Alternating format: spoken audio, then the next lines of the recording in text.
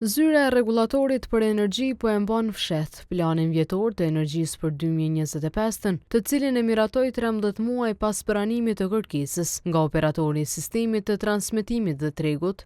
Ani se ky plan është miratuar në mbledhjen e 7 nëntorit të 2025, nuk është publikuar ende në faqen e zyrës.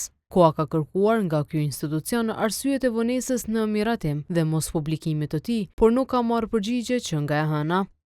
Të dhënat e bilancit vjetor që bazohet në nevojat e planifikuara të konsumit të energjisë për vitin 2025 nuk u bën publike as në mbledhjen e bordit të zyrës. Kërkesa për aprovim të bilancit është përcjell nga kosti me 11 tetor të 2024-s. Bilanci vjetor i energjisë elektrike paraqet planin vjetor të shpenzimit të energjisë elektrike në raport me energjinë elektrike në dispozicion. Bilanci vjetor i energjisë bazohet në nevojat e planifikuara të konsumit të energjisë për 2025, i cili është parashikuar të furnizohet nga gjenerimi vendor dhe nga importi i energjisë elektrike. Po ashtu në bilanc parashikohet edhe eksportimi të pricave të energjisë elektrike.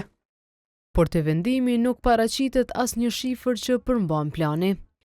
E në draft bilancin e energjisë për 2025 të në janarit të këtij viti, prodhimi vendor i rrymës është parapart të jetë 5.579.680 megawatt për orë, ndërsa importi 1.768.058 megawatt për orë.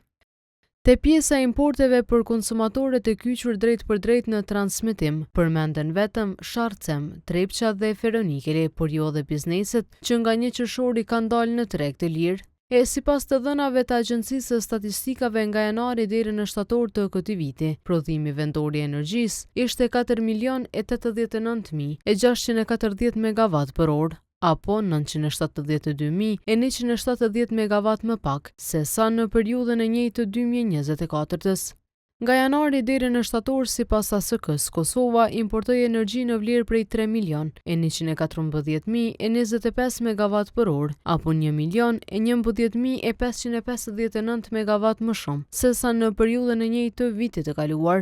Pra një rritje prej 49% dhe brenda 9 muajve. Sipas të dhënave zyrtare, në vitin 2024 janë importuar rreth 47 milion euro, energji më shumë se sa të hyrat maksimale të lejuara, dhe tarifat më pas, në mars të 2025-s, u rritën për 16.1%.